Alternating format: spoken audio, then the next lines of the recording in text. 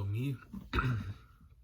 it is now 2023, and so I thought early on I would just reflect back on things I wrote for 2022, and then look forward to 2023 and beyond.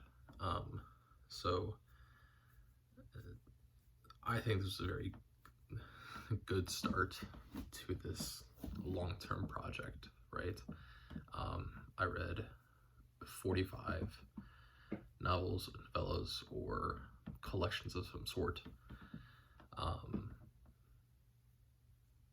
that were put onto here, right? So 45 of those, if you include all of the other short stories and poems and like articles that I had to read for just class in general and things like that, I think it would come out to about 48, which puts about 200 page to 300 page novels and novellas in a year, which breaks down to about 4 a month, which I think is really, really good. It's certainly not, I certainly could have read more. I'm not going to hold that against me that I decided to do other things instead of reading all the time. So yeah, right? It's, in terms of the literature that I read, certainly a lot of it was for collegiate classes and things, right? And certainly I would not have read a lot of these books without that. But that's a good thing, right? Because forcing yourself to read things that you necessarily might not have originally, certainly opens up new avenues, right? So that's a big thing. But yeah, certainly, I didn't read almost anything for May, June, July, and then most of August, right? I think I read about 3 books during that time, and that was just because of work. And then in December, I barely read at all. So 2 big things that I certainly could have read a lot more in those times that I had time off. But it is what it is, and now we're here, right? Looking ahead to 2023, I certainly do not expect to read as much this next year as I did last year. Just in terms of class-wise, right, I was reading a lot for classes. A lot of very literature-heavy classes that I was taking, which meant I was forced to read a lot. Looking ahead to this next year, it is the winter semester in which really I'm taking 2 classes that are pretty heavy on reading, and they are both, one's about Shakespeare and then one is about 1600 to 1800 British literature. So I'm not expecting a lot, because although there are certainly positive things about both of those, they're not ones that I'm really excited about. So I think it might be a little bit of a drag there, but I'll get through it and I'll survive. Then we go into summer, once again, camp. So who knows, depending on the way that actually ends up working out and where I'll end up in terms of camp, that could drastically change, right? Maybe going for, instead of the 2 books that I read that were both like 150 pages, and I should have read a lot. I should have read a lot more, to maybe I have now a lot more evenings and afternoons off and can read a lot more. And then looking ahead to all the way to next fall, that is when I will be student teaching if everything goes correctly, which means I am going to be doing not a lot of reading during that time, is my initial expectation for that. I think, it's certainly going to be an enjoyable time in my life, and I think I'll like it, but I don't think it lends itself to a lot of reading. So yeah. But with that being said, right, part of the other issue that I think I've ran into is that because of the fact that I am looking at, and I'm going into education and high school education specifically, I am reading and looking at reading in that very definitive sense, right? I am analyzing books based on that sort of thing. I am reading books that kind of lend itself towards that, which certainly means that I am doing a lot more work in terms of reading than I need to.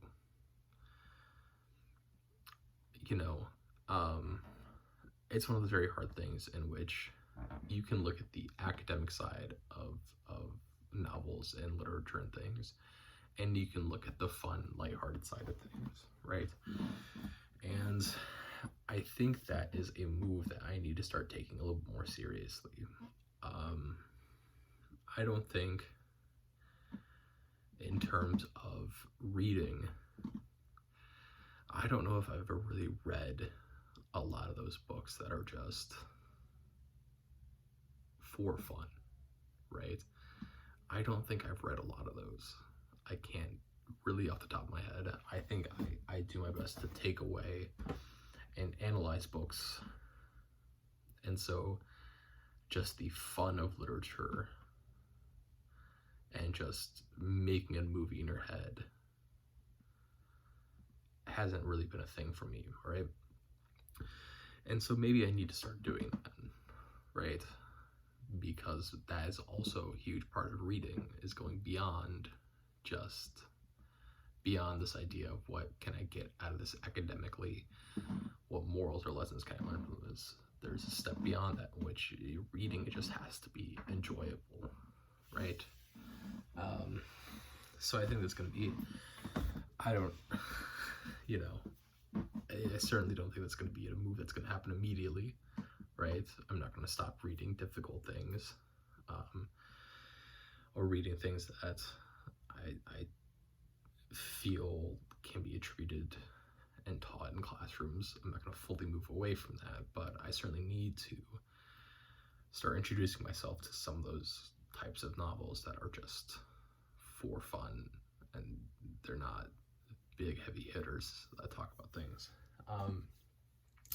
Another important aspect that I think I really need to start looking at, right, is what does it mean to read a book? Because certainly, right, as shown, I certainly prefer physical copies, right? That's the shelf behind me.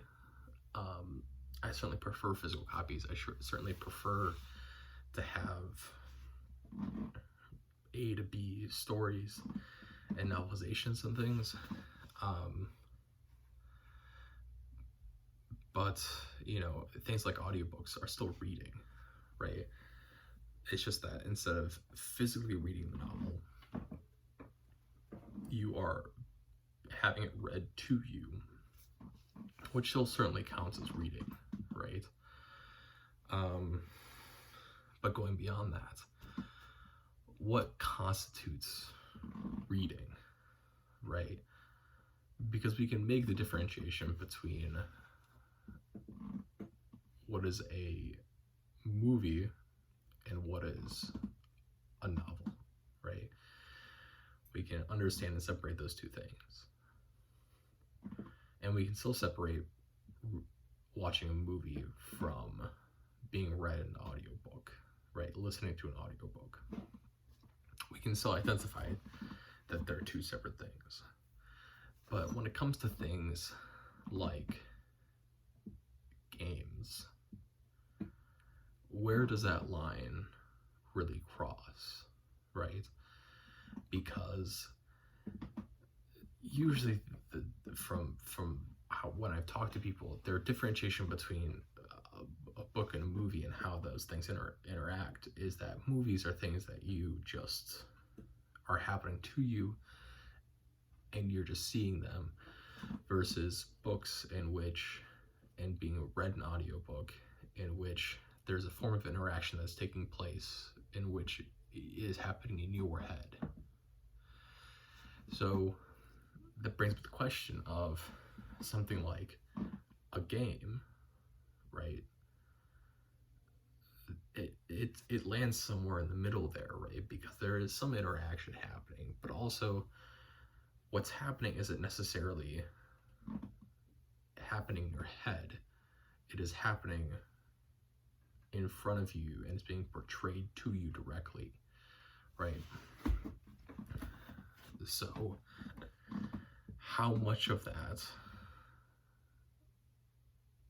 can lean one way or another, or is it just its own separate entity that exists in the middle here?